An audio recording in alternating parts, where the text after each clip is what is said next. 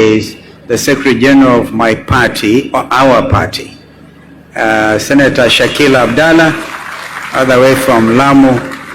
And then we have Senator Agnes Kavindu, Senator for Machakos. And then we have Senator Enoch Wambua.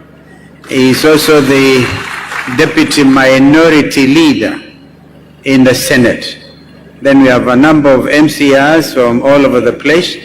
If you could also stand, Irene Molu and quite a number of them. Now,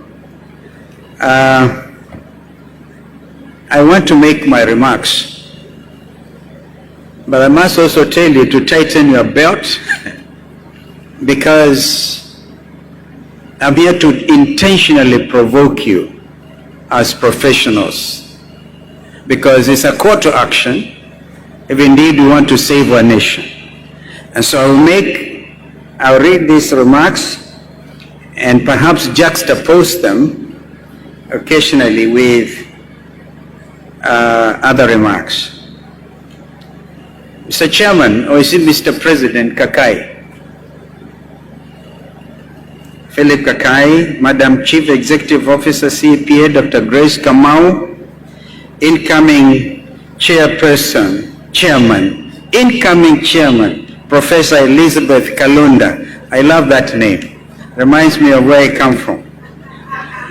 Distinguished council members and delegates gathered today, whether here or at the Sarova White Sands, here in Sarova, or Pride in Mombasa, or those of you joining us virtually.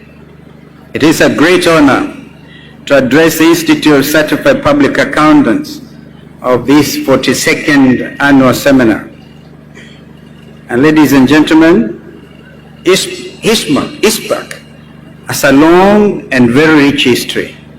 The Institute, founded as a regulatory organization by an Act of Parliament in 1978, is responsible for regulating and coordinating the operations of Kenya certified and registered public accountants.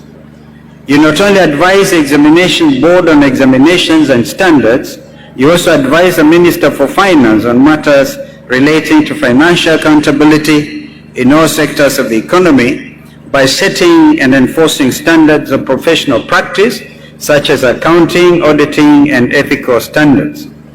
And how you have grown, and the region has also grown, to hear that we have also representatives, a lot of whom are also online, from Burundi, from Rwanda.